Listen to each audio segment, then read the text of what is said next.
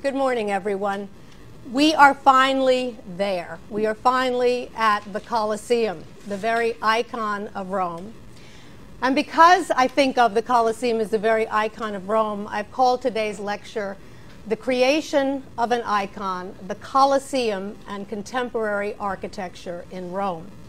But before we discuss the Colosseum, I want to say a few more words about Nero, the last of the Julio-Claudian emperors. And I show you a portrait of Nero here, ensconced in his Domus Aurea with the fourth-style wall of Fabulous behind him. And I wanted to just say and bring your attention to the fact that it really is quite amazing that we have the names of so many of Nero's artists and architects. And that can only attest to the fact that he must have gathered around him truly the greatest artists of the day. Artists whose accomplishments were so superb that their names have been recorded for posterity at a time when very few artists and architects' names are recorded. And I just want to remind you of that group. Think, of course, of the painter of Nero, the man who was responsible for painting the third style walls of Nero's Domus Aurea, Fabulous himself, and who also appears to have been the innovator of the fourth style of Roman wall painting. There was also Zenodorus, who was the most famous bronze caster of his day, a Greek artist of great renown, whom Nero hired to make his colossal statue, the colossal statue, 125 feet tall, out of bronze, that depicted Nero in the guise of the sun god Sol, and a statue that was referred to as the Colossus. And lastly, but not least by any stretch of the imagination, were the two architects of Nero, Severus and Celer, Roman architects, we believe. Severus and Celer, who were responsible for the Domus Aurea itself, for all the architectural innovations and experimentations at the Domus Aurea. And it was they who, we believe, were the creators of the remarkable octagonal room, as I mentioned last time, probably the most extraordinary room we've seen thus far this semester, and one that's going to have lasting impact on later Roman buildings and complexes. So the octagonal room, and also I mentioned to you other things in the villa, including a banqueting hall with a revolving ceiling. So these men also great architectural innovators. So when Nero is forced to commit suicide in 68, we have to ask ourselves, what happened to those artists? What happened to those innovations after Nero was discredited? And I mentioned also last time that when Nero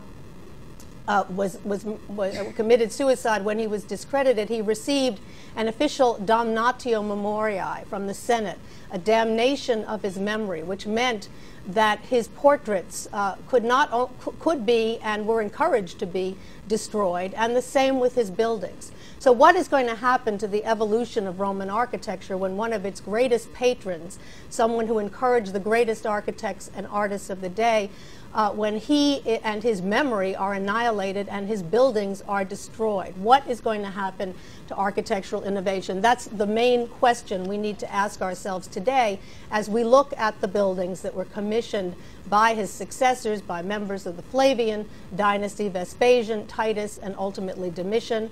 We'll talk about Vespasian today, a bit on Titus, and then more on Titus and Domitian on Tuesday. What happens to these innovations when they begin to take over and when they begin to commission buildings? And we're going to see it's mixed. We're going to see a certain move back toward a conservative vision, but we're also going to see that Nero's innovations live on, and that's the most exciting piece of this particular Flavian puzzle, as we shall see.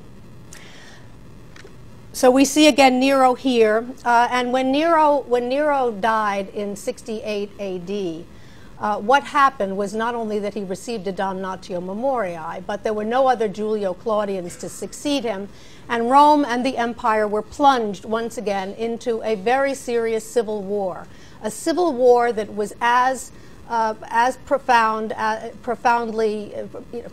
troubling as the civil war that had followed Caesar's death. Caesar's death, as you know, in 44 BC.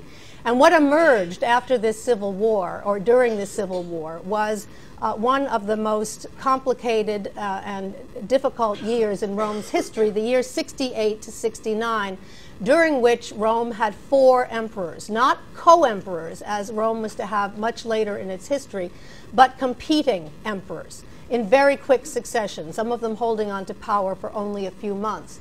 These men were Galba, G-A-L-B-A, whose portrait you see on a coin in the upper left, Galba, who becomes emperor right after Nero's death, and you can see him in a no-nonsense realistic portrait on that coin in the upper left.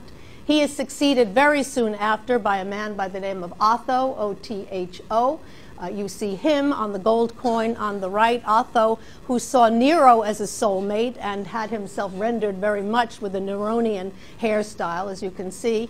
And then third, a man by the name of Vitellius, V-I-T-E-L-L-I-U-S, Vitellius, who seems to have had more chins than any other emperor in the history of Rome, as you can see in this wonderful portrait now in Copenhagen. And then ultimately Vespasian, V-E-S-P-A-S-I-A-N, Vespasian, who was the only one of these 4 who was able to hold on to power long enough to create a new dynasty.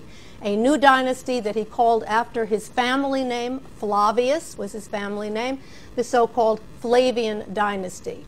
And fortune was on his side because he had 2 sons to succeed him, Titus and Domitian.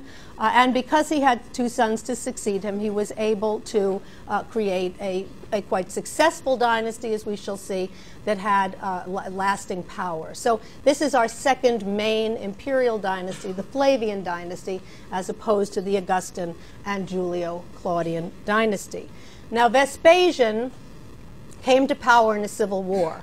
And like Augustus before him, he recognized that although coming to power in the civil war could give you the authority that you needed to govern, it didn't give you the legitimacy. It was very important in the eyes of the Romans to have had an important foreign victory to give your dynasty legitimacy. Augustus came to power after his civil war with Mark Antony.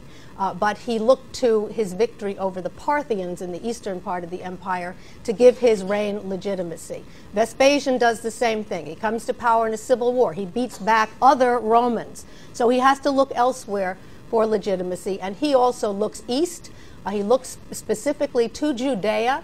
And he sends his son Titus in, to do war against Jerusalem, and Titus was victorious in the early 70s AD in this very important Jewish war that I'll have more to say about later today, and also especially on Tuesday. So Vespasian also with his son Titus, is a victor in a foreign war, and that becomes the basis of their right to rule, and we'll see references to those Jewish wars in their art, even in our conversation today. I also want to say, with regard to Vespasian, not only was he a great military strategist, but he also seems to have been an extremely shrewd politician, someone who recognized that you could use architecture in the service of ideology. And that's, in fact, what we're going to see him doing today. And he starts this from the very beginning of his reign. I go back here, too, and we'll look at it a number of times today. It really is going to loom large in today's discussion, the site plan of Nero's Domus Aurea that we looked at last time. And you'll remember the location of the Golden House of Nero up on the Esquiline Hill, the only part of it that still survives, the so-called Esquiline Wing, which you can see there. And here, the great artificial lake, the Colossus by Zenodorus, located over there. And you can see the way those are deployed in that 300 to 350 acres of area that Nero had his architects build up. Vespasian, as he thinks about how to move forward with architecture and to begin to commission buildings, the first thing that strikes him very wisely is he does not want to associate himself with Nero. In fact, he wants to disassociate himself with Nero, who has now been damned. But he looks back at the Julio-Claudians and he recognizes that there is some merit in linking himself with them. and quite specifically with Claudius, who was the best, in addition to Augustus, was the best of the more recent lot, and Claudius was made into a god at his death. So he looks to Claudius, and he notices the fact that there is a temple of Claudius that was begun on this very property by Claudius's wife, his last wife, Agrippina the Younger, the woman with the poisoned mushrooms, Agrippina the Younger, who also, you'll recall, was the mother of Nero. And Agrippina the Younger had begun, after Claudius's death and divinization, a temple in honor of Claudius. Nero, who had no particular affection for his mother, and as you'll remember, had her murdered, decided that he didn't want any part of her building project either, and put a stop to it, especially when he decided that he had other plans for this particular area of Rome, namely to build his pleasure palace. So Nero stops construction. He doesn't destroy the building, but he stops construction on it and just leaves it as it is. The light bulb goes on for Vespasian, and Vespasian says to himself, the best way that I can use architecture to make a connection, to make a link between myself and the Julio-Claudians, especially Claudius, is to finish the temple of Claudius that Agrippina began. And that's exactly what he sets out to do. And he does this at the very beginning of his reign. We give a date of AD 70 to the so-called Temple of Divine Claudius, or as it is often referred to, the Claudianum in Rome. And you see again the location of that Claudianum right here. Now, all that survives of this building today is its platform, and I'm going to show you some details of that platform in a moment. A tall, great platform like the platforms of the sanctuaries that we looked at earlier this semester, upon which the temple rested. All that survives is part of that platform. And what I show you first here is a restored view that comes from the Ward Perkins textbook, where you can get a very good sense of what this platform looked like. It was a two-storied platform, as I think you can see very well. It had barrel-vaulted chambers. It was made out of concrete, barrel-vaulted chambers made out of concrete. And then on the front, there were doorways at the bottom and windows on the second tier. And the facing for the concrete was travertine, cut stone travertine, which should immediately ring a bell because you'll remember that it was cut stone travertine that was also used for Claudius's harbor at Portus and also for the Porta Maggiore in Rome. And you'll remember also the intriguing combination of rusticated masonry and smoothed masonry for those two Claudian buildings. The same is true here. So when Agrippina made a decision to put up a building honoring her husband after his death, a temple that would be to him as a divus, she turns back to the style that he himself seems to have favored, this combination of rusticated and finished masonry to use for that building. And I think this underscores the point that I made last time. This choice of style, of this rusticated masonry style, is not something that happened by happenstance. It is likely because of Claudius's own predilection as a patron, so that when Agrippina decided how it would be best to honor him architecturally, she wanted to honor him in the style that he himself liked. So she uses, again, this combination of rusticated and finished masonry. I can show you again some preserved sections of the podium of the Temple of Divine Claudius that will make this even clearer. Before I do, and you see it on the right-hand side of the screen, just to remind you at the left of some of the great podia that we looked at earlier this semester. And since the exam is coming up, there's no time like the present to see if you know your stuff. Can anyone identify this podium here on the left-hand side of the screen? Wendy? Excellent. The Sanctuary of Jupiter Anxur at Terracina, that's the podium. And you'll remember what was characteristic of it is that it was made out of concrete. It was faced with opus intertum. It had travertine at the corners and over the arches, and it had lateral arches as well as others to allow the free flow of space. So this idea of these great concrete podiums that served as the base for sanctuaries. It's the same idea here. We see again a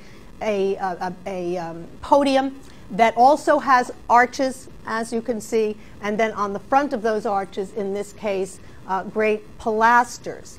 And if you look at those pilasters very carefully, and again, it's done out of travertine in this case, when you look at those very carefully, you see something very interesting here that makes these slightly different from the other two that we saw. Because you can see that the capital is finished. You can see the upper part of the pilaster, and then if you look and then below that, of course, you see these rusticated blocks. But if you look at the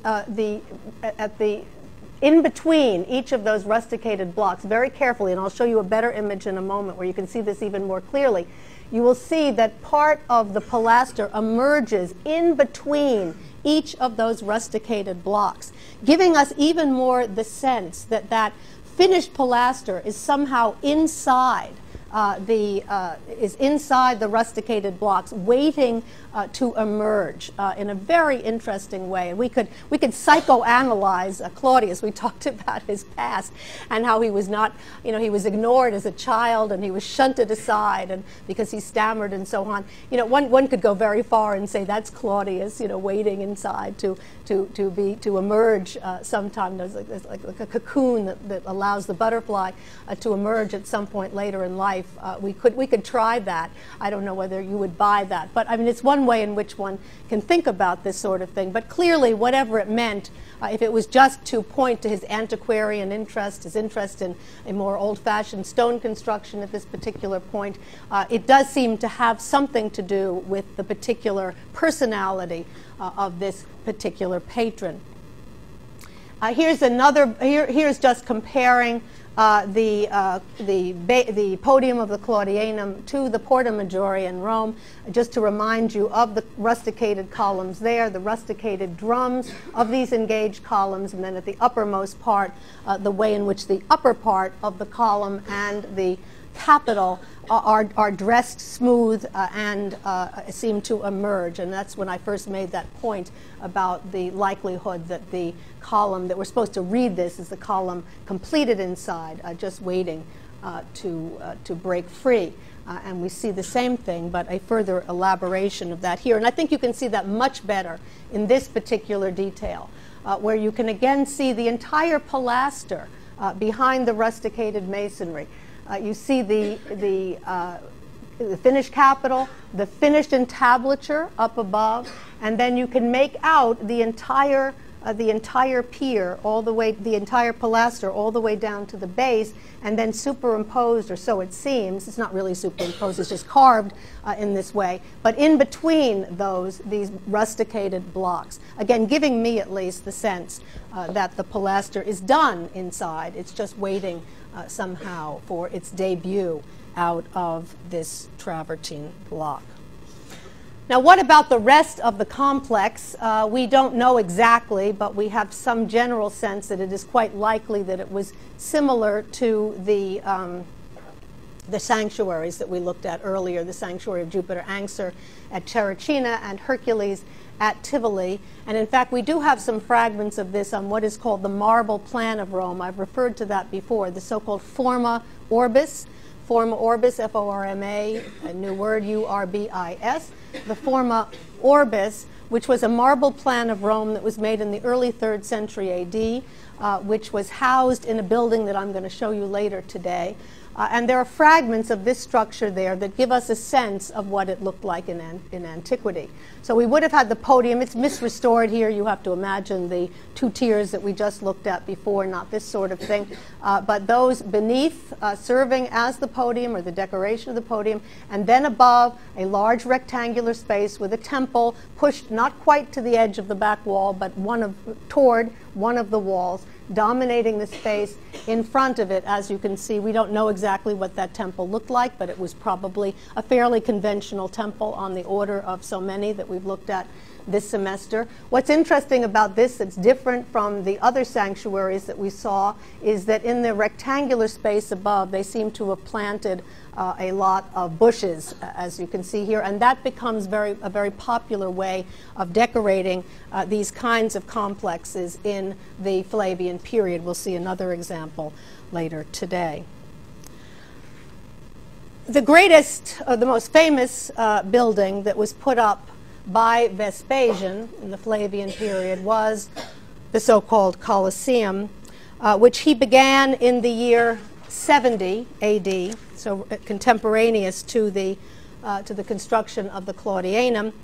But it wasn't finished until after his death. He died in 79. He was emperor for 9 years, died of natural causes.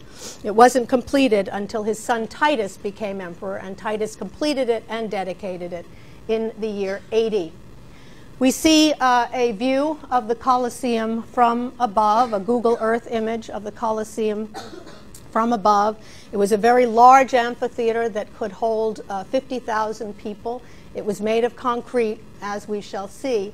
And this aerial view is very helpful because it shows its relation, it shows its scale, its size. It shows that in Rome today it serves as a kind of giant traffic circle, as you can see here. The Romans love the Colosseum because it is an icon of their civilization, but at the same time they hate it. And they're always saying, would that we could just get rid of it so that traffic would be smoother in this part of Rome. And in fact, there was a scheme a number of years ago now, probably several decades ago by now. There was a Texan who was actually interested in buying the Colosseum and bringing it to Texas to display on his ranch. Fortunately, I mean, Italy gave us some thought to that, but they decided, obviously, that they were not going to part with the Colosseum. And fortunately, it has stayed intact. And I don't think the Romans would have been too happy about that at the end of the day, despite the fact that they curse it out on a fairly regular basis.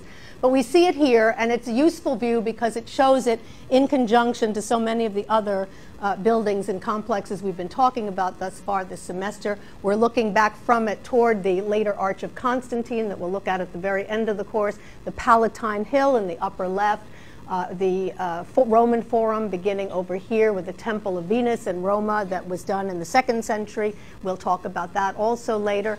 Here, the great Via dei Fori Imperiali designed at the behest of Mussolini. And on the right side, of course, the Imperial Fora with the Forum of Julius Caesar and the Forum of Augustus that we have also looked at this semester. So here you see it here, and then I'm going to show you once again the site plan of Nero, because it's important to know, one of the most important things to know about this monument is where it was sited. And where it was sited shows us again how incredibly shrewd Vespasian was when it came to establishing a political agenda and when it came to trying to court the favor of the public. He decided to raise, I mentioned this before, he razed to the ground Nero's Domus Aurea. Destroyed it, despite the fact that it had been done by these great architects, despite the fact that it had revolving ceilings. Would have been a really cool place for him to live himself. Think about it, he and his dynasty. But he decided to raze it to the ground for political reasons, to discredit Nero, and he hoped to gain favor with the populace. And what he did smartly was to say, what am I going to do with this property? I'm going to return this property to the Roman people. I'm going to build on it something that they would really like to have. So what he does is he fills in the artificial lake, and he uses the area on which the artificial lake was originally located to build the Colosseum. He puts the Colosseum right on the location of the artificial lake. And the message is clear. What did the Roman people want more than anything else? They wanted an amphitheater where they could go, a large amphitheater where 50,000 of them could pack in and watch animal and gladiatorial combats. There is no better way to gain favor with the Roman populace than to build a building like this, and to build it on top of Nero's pleasurable artificial lake, pleasurable only for himself, was a huge coup on the part of Vespasian. And we see that happening here and right in proximity to the temple of divine Claudius. Notice the fact also that the location of the Colosseum very close to the Colossus. The name of the Colosseum was really the Flavian Amphitheater, after the family name Flavius, the Flavian Amphitheater. That's how it was known in antiquity. But it came quickly to be known as the Colosseum, not because of its colossal scale, which is what most people think, but because of the Colossus, because of the statue of Zenodorus that stood nearby. And by the way, the other thing that Vespasian did was to have the features of Nero erased on that portrait and to make them into the more generic features of the sun god Sol himself. So the statue continued to stand, but it was fixed up. It was redone, remade, so that it would look like Sol and not like Nero. But again, the Colosseum takes its name from that. So if you are in any, we used to have a Colosseum here in New Haven, but if you are in the future in any arenas that are called Colosseums, you'll know that that name goes back to the Colossus of Nero, the Colossus of Sol, not to the Colosseum itself ultimately, although I think those who named those arenas were obviously thinking about the Colosseum in Rome. So the location of the Colosseum, extremely important, and a political statement on Vespasian's part. And we see this man, this emperor of Rome, Vespasian, very cleverly using architecture to further his own personal and political agenda. This view also, this plan, cross-section, and axonometric view that all come from Ward Perkins are also very helpful in us getting a sense of this building. And I think you can see very quickly that, like all other amphitheaters, it had an oval or an elliptical plan. It was built up with concrete, a series of barrel and annular vaults. And that elliptical plan included essentially radiating barrel vaults, barrel vaulted ramps and passageways, and a series of annular vaulted corridors that provide lateral circulation and that are buttressed by the thrust of the seating. So it's a scheme that we know already from the amphitheater at Pompeii. We know it also particularly well from the Theater of Marcellus in Rome. And the Theater of Marcellus in Rome was just down the street practically. I'll show you an aerial view later to show you its proximity to the Colosseum. It's not right next to it, but it's within striking distance.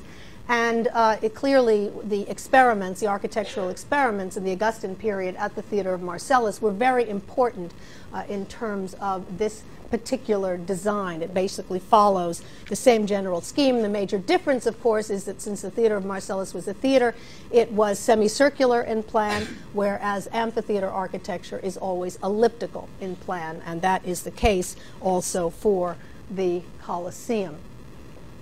If we look at I mentioned that there are annular vaulted corridors. We're looking at the corridor on the first floor of the Colosseum. And you can see very quickly that it is, of course, made of concrete. How else would you get these annular vaults that you see here? They're very well preserved. They're easy to study. And you can see that those annular vaults rest on great stone piers. These stone piers made out of travertine.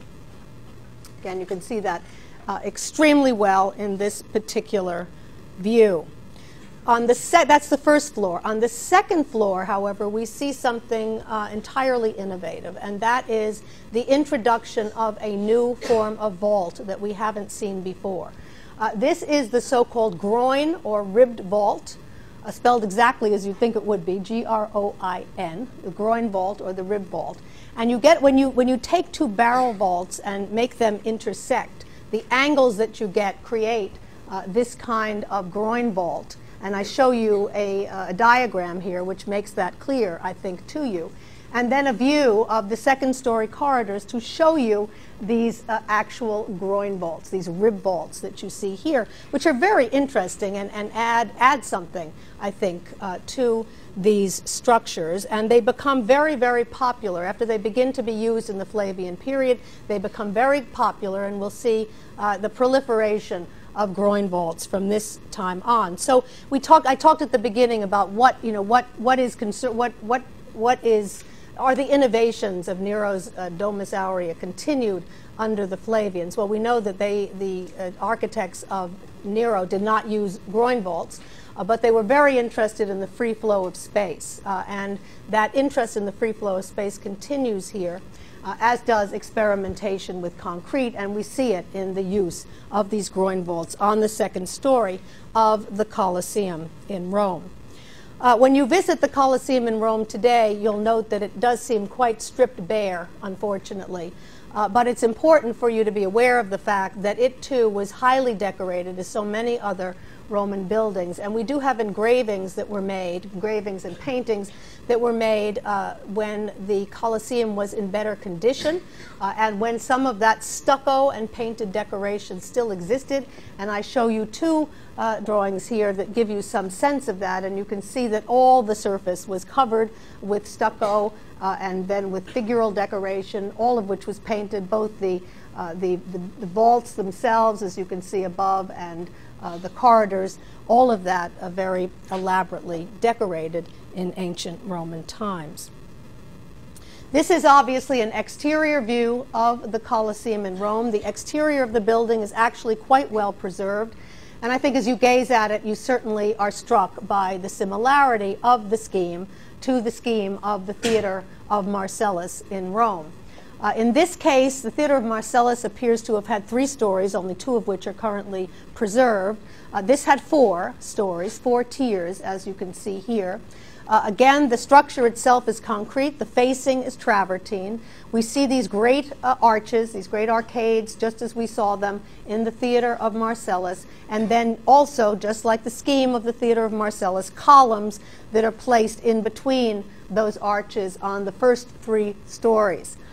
The columns in between those arches on the first 3 stories, just as the Theater of Marcellus, have no structural purpose whatsoever. They do not hold the building up as they would have in a Greek or Etruscan context.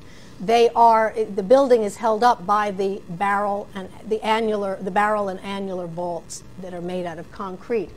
So these columns have no structural purpose whatsoever, and they are here essentially as the icing on the cake, as ornamentation or decoration, but ornamentation or decoration that has certain meaning to it, a meaning that certainly conjures up ancient Greece, because you can see here that they have used all the Greek orders. The Doric order, the Ionic order in the second story, the Corinthian order, all of these are engaged columns, the Corinthian order in the third story, and then in the fourth story we see they use pilasters. These are Corinthian pilasters once again. So Doric, Ionic, Corinthian, again at the uppermost part, columns that have no structure that are used here as pure decoration, but decoration that again has an ideological connection.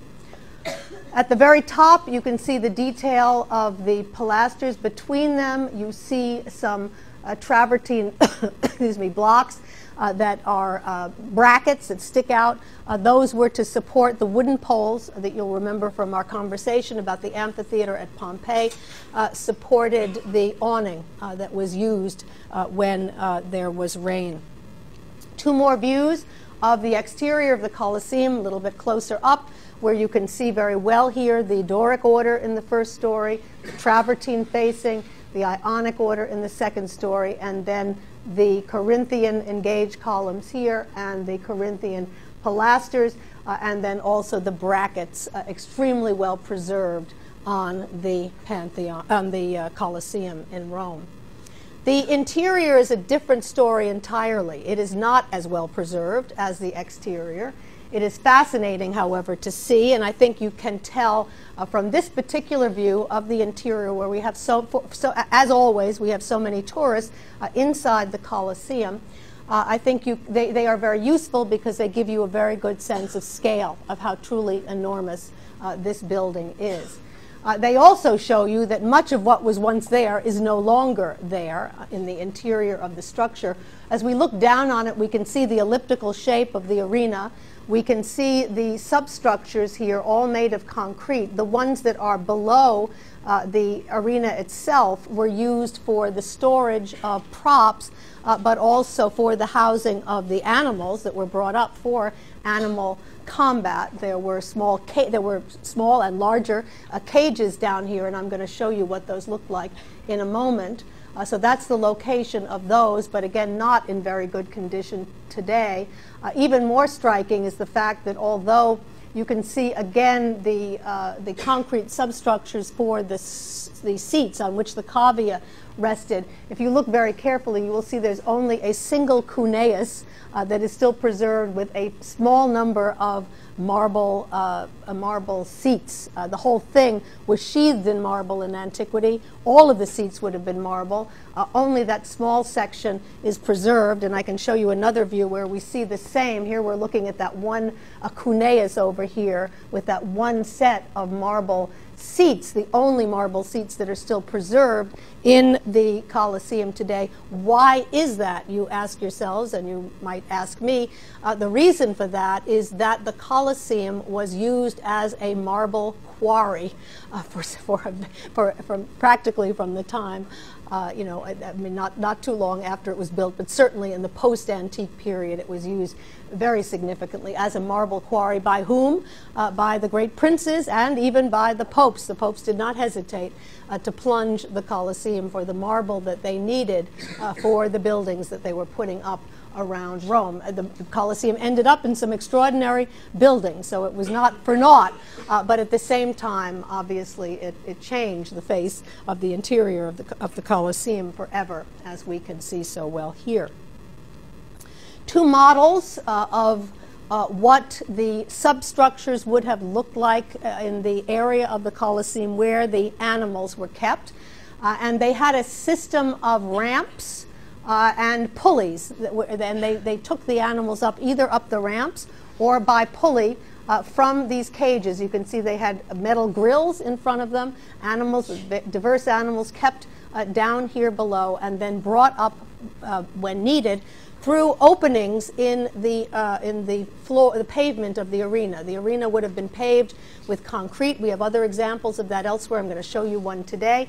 And there would have been holes in that by which you could bring the animals up to the arena.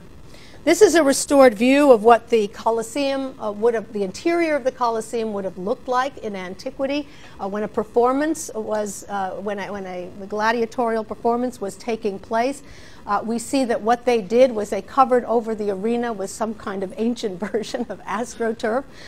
They put trees that probably, I don't know, real or fake trees, not sure which, props that took the shape of mountains, as you can see here, and then the the animal combat would take place against that backdrop. You can also see the seats, the cavea, the wedge-shaped sections of those seats, the cunei, the 50,000 people packed in for this special event. And then at the uppermost part, you see the awning, or this particular artist's rendition of the awning. I think it's very amusing that the artist has rendered it like an oculus, which is pretty unlikely that it looked quite like that. But I guess that's a very Roman thing to do, so he did that. But it looked probably in antiquity quite a bit more like the awning that we saw in the painting in Pompeii that represented a characteristic awning for a Roman amphitheater. The Colosseum, extremely famous in its own day, continued to be famous in antiquity. I show you here a coin, the reverse of a coin of a boy emperor by the name of Gordian III. You see Gordian up there. The reverse of his coin in the early 3rd century AD, showing the Colosseum, so we certainly know from that it was still in good condition and being used in the 3rd century. We see the outside with its tiers of columns. We see something, an event going on inside. We see people in the seats, and we see those poles that supported the awning here. And most interestingly, we see the Colossus, which was clearly still standing also in the 3rd century AD, the Colossus in which the features had been changed from those of Nero to those of Saul, with the rayed crown. It was very easy to do that because, as I had mentioned, Nero had been shown originally himself as Saul with the rayed crown. So all they had to do was change the features of the face. They could leave the crown, and that crown clearly is still there in the 3rd century AD. But just again as a reminder that the Colosseum gets its name from that colossal statue that stood next door. And this one last view of the Colosseum, this is a model which you have on your monument list, a model that probably gives you as good an idea as any of what the exterior of the building looked like in antiquity. And I use it here to show you two things. One, that we do believe on the 2nd and third stories, there were statues placed in the niches beneath the arches. And this also shows you very well the way in which the wooden poles rested on the brackets, those wooden poles to serve to support the awning of the structure. Anything and everything goes on at the Colosseum. When I started going to the Colosseum more years ago than I want to say, the Colosseum was very easy to get into. You popped over there, you could walk in. It was in a flash, never a problem. It's become one of the greatest tourist sites in Rome, and in fact, a warning if you're going to be making your way. I think at least one of you mentioned to me spring break trip, but if you're going to be making your way to the Colosseum anytime soon or in the future, it's actually not a bad idea to go online. You can now go online and you can get tickets online for places like the Colosseum. You don't need it for most places, but for the Vatican, the Colosseum, the most popular, it's not a bad idea to get tickets in advance, because then you can go on the short line instead of the line that you're going to have to wait for hours to get in. But while you're outside, there's always something going on. This also never used to happen, but recently the Romans have gotten smart about realizing that everyone wants a photo op, and so they supply a host of gladiators outside the entranceway, and especially since everyone is online for so many hours, you might as well have something to do. So they stock the place with modern gladiators who are more than willing for a certain number of euros to pose in your pictures, and you see a young woman here taking her boyfriend or husband, whomever, a picture of him playing the gladiatorial role with this sword, as you can see. And lots of fun. It's fun just to stand there and watch everybody posing for these extraordinary pictures. We saw that in the Colosseum, the substructures were very poorly preserved. And so I wanted to show you another amphitheater where they are well preserved, so you can get a better sense of what those substructures would have looked like in antiquity. And so I take us back south. We go down south to Campania once again, to a place called Pozzuoli. And Pozzuoli is very near to Baia, and near to Naples, and near to Pompeii and Herculaneum, and so on. A town that has one of the best preserved Roman amphitheaters from the ancient Roman world. It dates to the late 1st century AD. And I show you a view here of the substructures of the amphitheater, the Roman amphitheater at Pozzuoli, and you can see what I mean. The annular vaulted corridors down below, well preserved, as are the cages in which the animals were kept in antiquity. The grates are gone, but the cages are still there, as is much of the ceiling, and it's actually a fun place to wander through because the light effects are incredible. The light effects through the openings in that ceiling that were the openings through which the animals were transported by ramp or by pulley up to the arena. Here's another view where you can also get a great sense of these substructures, of the places where the animals were kept, and also of those openings in the ceiling that allowed them to be brought up above. And you can also notice very well here the fact that the construction in this case, late 1st century AD, is concrete faced with brick. And we talked about another important part of Nero's architectural revolution was the fact that they began to build buildings that were brick-faced concrete buildings. We talked about the fact that that had to do with the fire and the decision taken that brick was more fireproof than stone, and they began to use it, and we see it being used here. So another important another important facet of Nero's architectural revolution that was not lost with the emperor's death.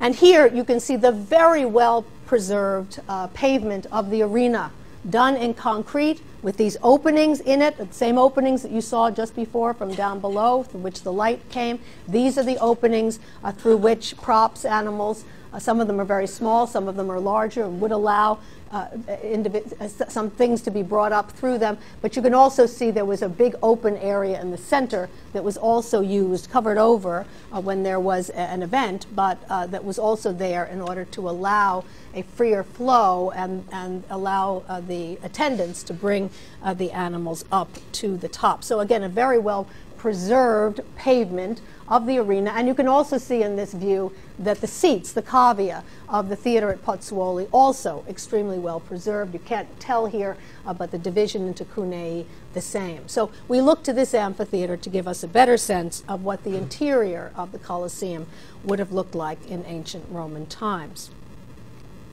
We talked about the Temple of Divine Claudius. I remind you of a model of it here again, and the relationship of that Temple of Divine Claudius with the temple, conventional temple, on top of a very tall podium.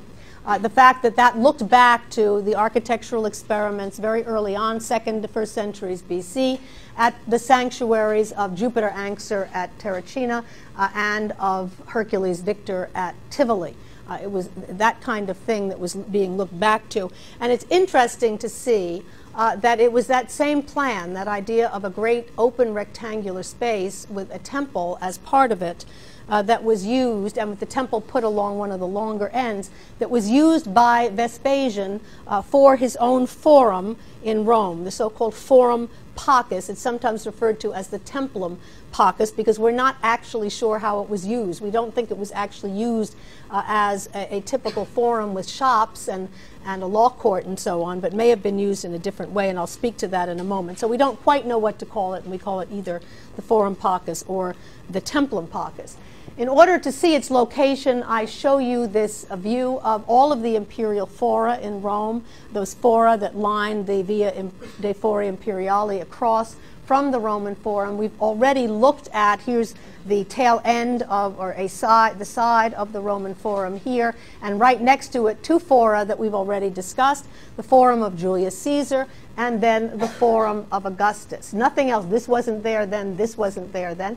But Vespasian decides to build a forum himself in close proximity to the Forum of Augustus. In fact, it's interesting to see that it faces, the temple is actually on this end, so in a sense it faces the Forum of Augustus. So another smart strategic move on the part, a smart political move on the part of Vespasian to associate himself not just with Claudius, good emperor who was divinized, but also with Augustus, the founder of the Julio-Claudian dynasty and the first emperor of Rome.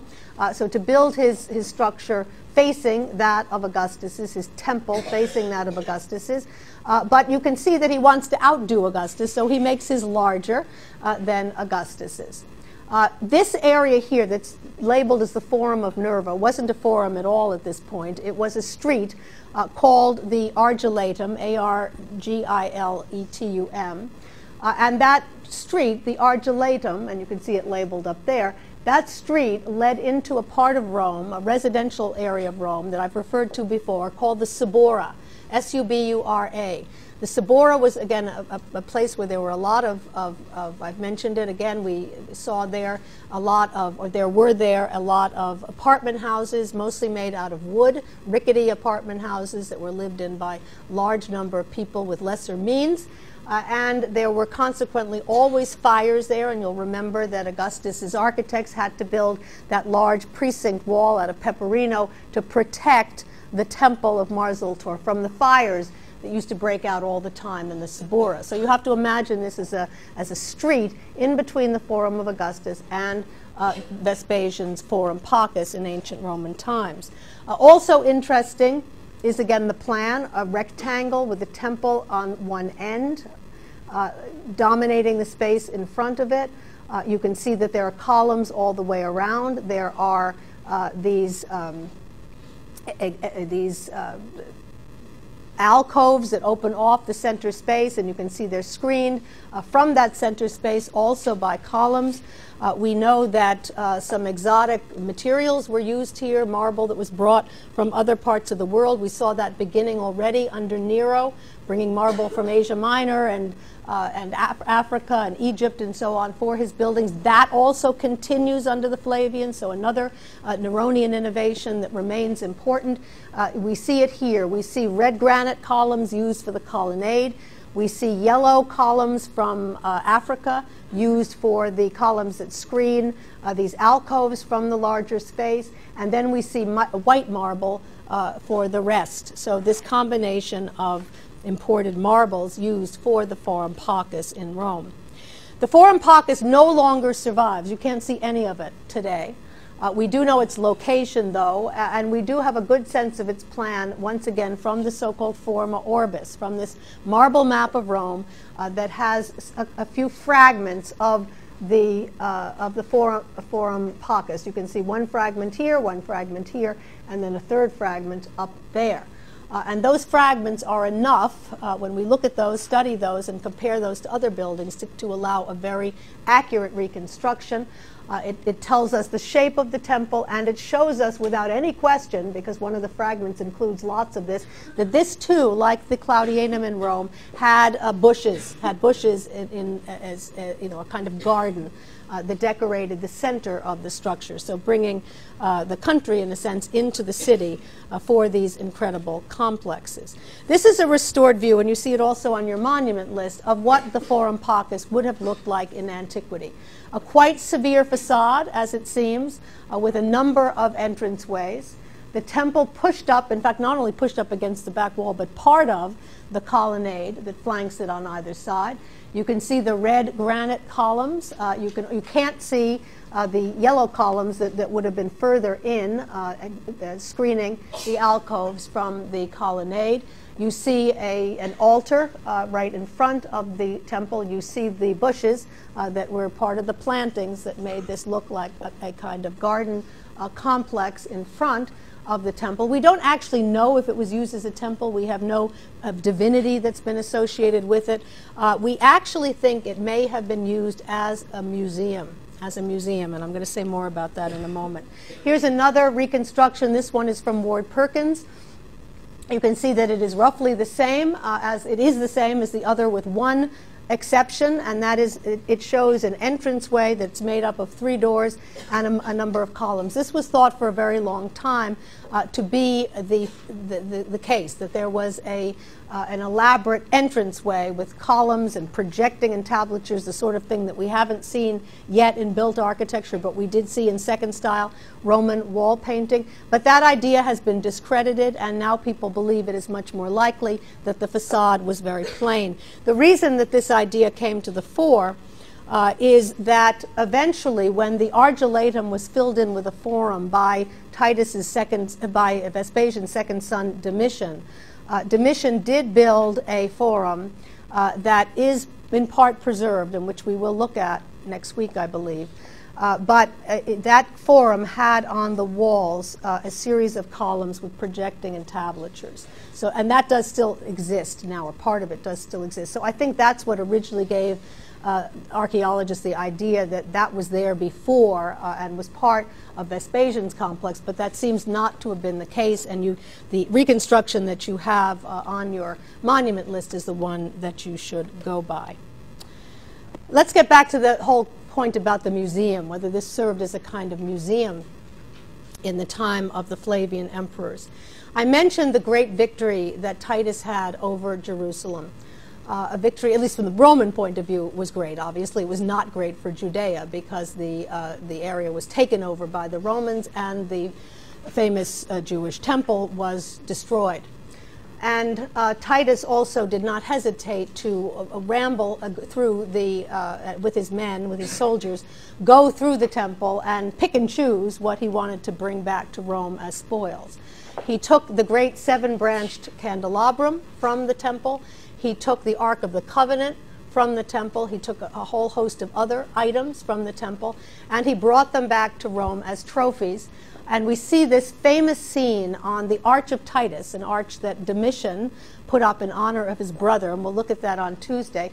The Arch of Titus has a scene that depicts the Roman soldiers bringing the 7-branch candelabrum and a table with other objects on it from that temple back to Rome, and parading with those through an arch. Those spoils, we know, were placed by Vespasian, by his father, with whom he shared a joint triumph because of this victory over Jerusalem. It was placed in the Forum Pacus once that was built. So it was in part a place where he could display the spoils of war because of the fact that the legitimacy that he gained through this conquest was so important to his dynasty, to the right of his dynasty to rule, and to the right of his sons to rule after him.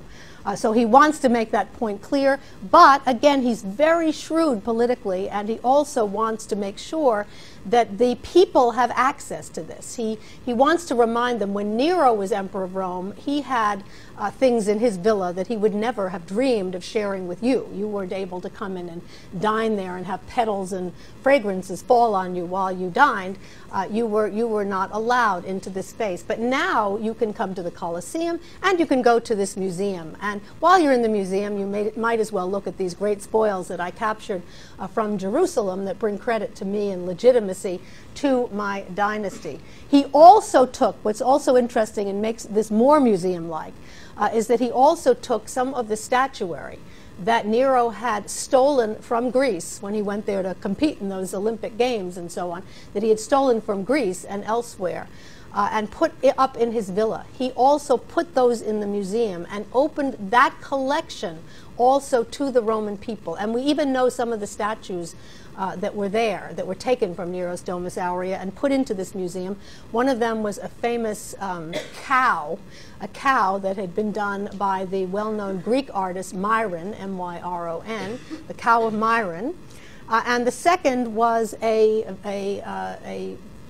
image, a sculpted image. We're not sure, I don't think we know whether it was in marble or bronze, the original, but an image of a reclining Nile River who was surrounded by 16 kids who were running around up and down on top of him and around him. Another famous statue that was in Nero's possession that gets put into what appears to have been a very important museum. You see here another an excellent Google Earth view, aerial view of part of the Roman Forum. The Colosseum, of course, is way over here. And we can see the central part, or part of the central part of the Forum. We're looking back toward the Victor Emmanuel Monument. We're looking back toward the Campidoglio, as redesigned by Michelangelo, the oval piazza. And in fact, here we can even see in the upper left the Theater of Marcellus. So you can see that the Theater of Marcellus was basically in a diagonal dialogue, in a sense, with the Colosseum that was located back over here. The reason that I show this view to you now is to point out also the tabularium, which we've already looked at, the archives that's on the back of the senatorial palace, redesigned by Michelangelo. But right in front of it, there was a temple that was put up in honor of Vespasian at his death by his son Titus. And then when Titus died only a few years later, also of natural causes, his brother Domitian became emperor, and Domitian decided to rededicate the temple to both of them, to Vespasian and also to Titus. So it became the temple of the two Divi, because Titus was also divinized at his death. And there were statue bases that were found that stood in front of this temple with inscriptions indicating that they honored those two individuals and that they were depicted undoubtedly in statues in front of this temple. Only 3 columns of that temple still survive, some of the foundations as well, of course, and you can see it in the Roman Forum right near the Tabularium in Rome. If you look at it, you can see that these are Corinthian fluted capitals. It was probably a quite conventional temple, but you do see that there is a frieze that seems to represent a number of sacrificial implements, a libation dish and a pitcher and so on and so forth. A very large chunk of that frieze and entablature is still preserved today. It's not with the temple, but rather in the tabularium itself, and I show it to you here.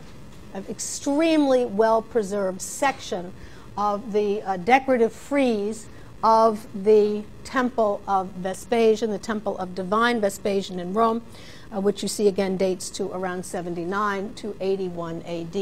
And it's very instructive, not only in terms of the way in which Titus first and then his brother were thinking of honoring members of their family, but also in the incredible how ornamental this is. I mean, that this is decoration that is more richly textured than any that we've seen thus far, and also more richly undercut. The artists are beginning to use the drill to create very deep shadows among the decorative motifs to make them stand out even more. And you might remember, I didn't bring it back to show you, but you might remember that section that I showed you from the Temple of Venus Genetrix in the Forum of Julius Caesar, where I mentioned that that had been restored in the time of Domitian, second son of Vespasian, and also in the Trajanic period, and that the very deep carving indicated to us not only that it had been done later, but also the fact that the Flavians were particularly interested in this very ornamental decoration, very deeply undercut ornamentation. And we see that so well here. We see also the interest in the variety of motifs in this frieze and in the decorative part of it. And then the frieze itself is very interesting. If we look at the objects, we see that they are mainly objects that are used in ritual sacrifice. We see the skulls of bulls, just as we saw them in the inner precinct of the Areopagus, one on either side. We see a libation dish. We see an axe over here. That's to knock out the animals. Here's the knife to slit the throat of the animals, the pitcher to pour wine on an altar, a whip for whatever purpose that had, and then over here a helmet, as you can see. So all of these implements that were used in sacrifice, regularly used in sacrifice, arranged like a still life against a blank background. And I don't know about you, but when I look at this, I am reminded of some of fourth style Roman wall decoration, of the still life paintings that we saw in the third and the fourth style, where you have individual objects against a blank background, and also the decorative nature of this conjures up some of the decoration that we see, the profusion, the almost overly decorative element of fourth style Roman wall painting. And since this dates to 79 to 81, and you'll remember the fourth style is 62 to 79 at Pompeii, but we know that the fourth style continued on. It was the fourth style that was the most popular style post 79, obviously not in Pompeii or Herculaneum, but elsewhere in the Roman world. So this very much in keeping. We're seeing in architecture something very much in keeping vis-a-vis decoration as we see in fourth style Roman wall painting. The last monument that I want to show you today is in many respects the most important. That seems like a strange thing to say, because what could be more important than the icon of Rome, the Colosseum? But when we think about it, the Colosseum was actually a fairly conservative building, right? I mean, it goes back to the amphitheater at Pompeii in its general plan, and it is quite similar to, in fact very similar to, the theater of Marcellus, which was done at the time of Augustus. And Augustus was trying to connect his reign to that of Periclean Athens and was using stone construction. And the Colosseum is of stone construction, although it also, of course, makes use of annular vaults made out of concrete, and also innovates with the new groin vaults. But for all intents and purposes, a relatively conservative building at this time, the Colosseum was. The building that I'm now going to show you was not that way at all, even though it's a building that is much less well known than the Colosseum, and it also doesn't exist any longer, unfortunately. And those are the Baths of Titus, a very important structure for us. The Baths of Titus, the Thermae Titi, the Baths of Titus, that date to AD 80, right smack in the middle of Titus's brief reign of 79 to 81. They were put up in Rome, and they were put up in Rome, not surprisingly, you know the narrative here, not surprisingly, on that land that had earlier been expropriated by Nero. Another instance of the Flavian emperors giving back to the people. You've given them a museum, you've given them an amphitheater. Now you're going to give them a bath. Next to an amphitheater, the bath is what they wanted most of all, a place where they could go to bathe, but also hang out with their family and friends. So again, giving back to the people what they wanted. Wise, shrewd political move on the part of Vespasian, being followed by his equally shrewd son, Titus. The location of the Baths of Titus was next to, actually what you see here on top of the Golden House is actually the plan of a later bath, the Baths of the Emperor Trajan, which we'll look at in the future. But the smaller Baths of Titus were put to the, I believe it was, the west of the Esquiline wing of the Golden House, right just between the Golden House and where you see Esquiline written up there, was the location of the Baths of Titus. All that survives of the Baths of Titus is part of one wall, a brick-faced concrete wall with some engaged columns. That's all we have.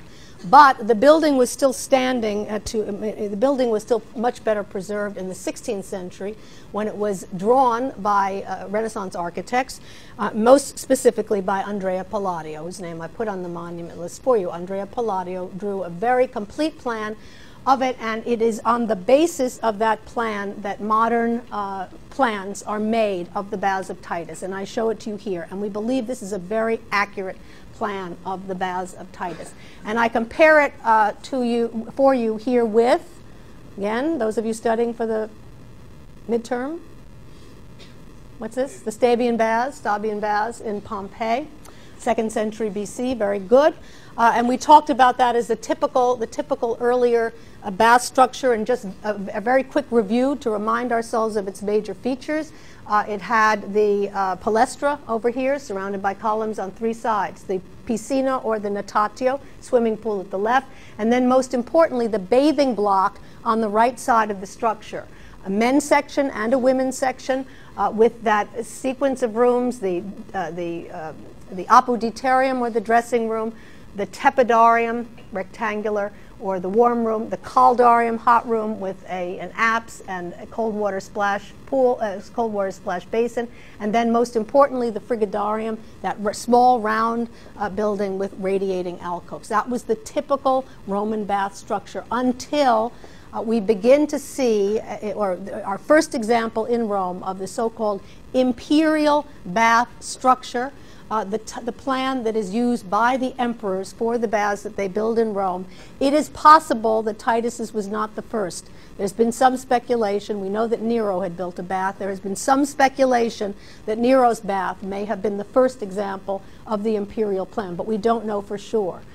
But Titus's, of the ones that we know have the specifics about, we know that Titus's was definitely an example of this imperial bath structure. And the features that are outstanding here that we need to focus on are the fact that this imperial bath structure had a very elaborate entranceway that consisted either of columns on square bases or piers in the front.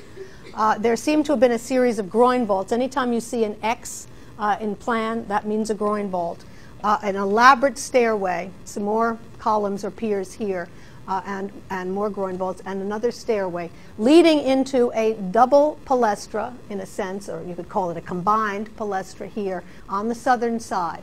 And then you can see the cistern on the outside of the precinct. You can see the cistern that fed water into this bath structure. It's roughly rectangular, as you can see, and unlike the Stabian Baths at Pompeii, where you have the bath complex on the right side, you can see that the rooms that are used for bathing are at the center of the plan, which makes sense from the Roman standpoint. You know, the Romans were very focused on axiality and symmetry, and that's exactly what they've done here. They've placed the bathing block in the center. They've lined the rooms up axially with one another. They've placed rooms on either side, symmetrical rooms. It's the same on the left as it is on the right.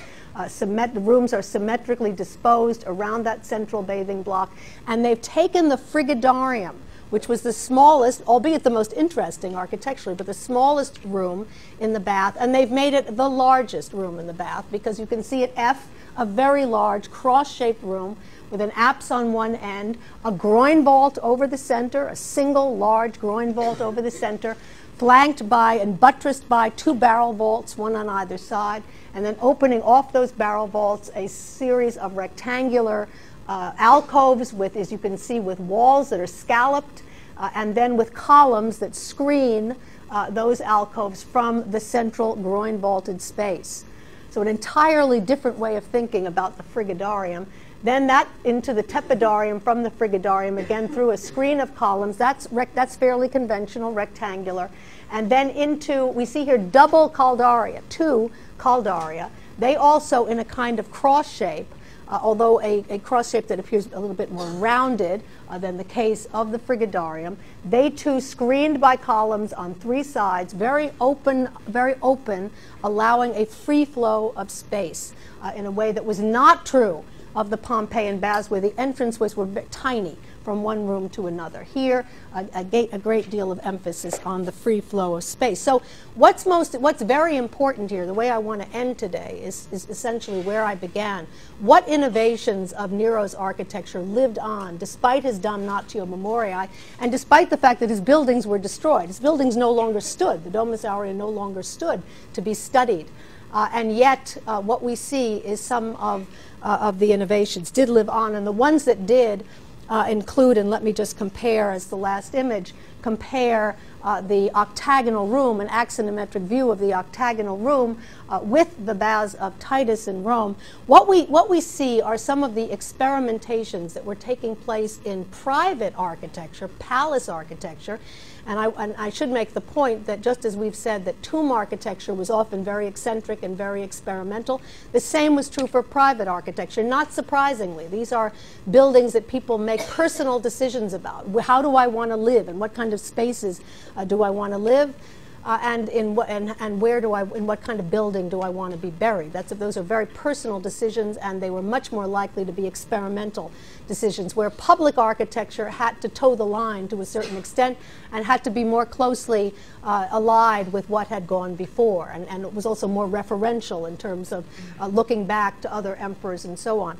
So we see experiments in private palace and tomb architecture, villa architecture, that we don't tend to see as much in public architecture. But what we see happening here is very momentous, and that is the lessons that were explored first in private architecture are being adopted in the most public of all Roman buildings, a bath building. And it's being done in a very different way from the Colosseum.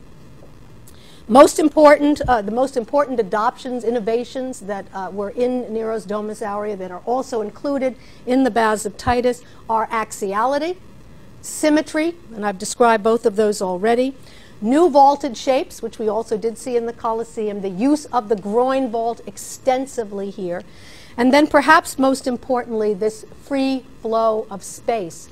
The free flow of space, the vistas, the panoramas from one part of this bath structure to another that is very different from the bath structure of the past, from the bath structures, for example, of Pompeii.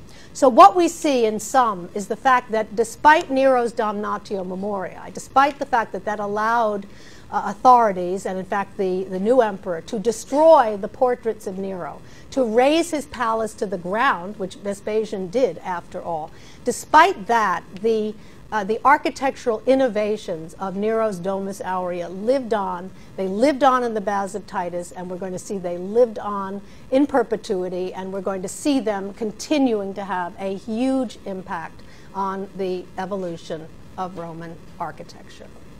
Thank you.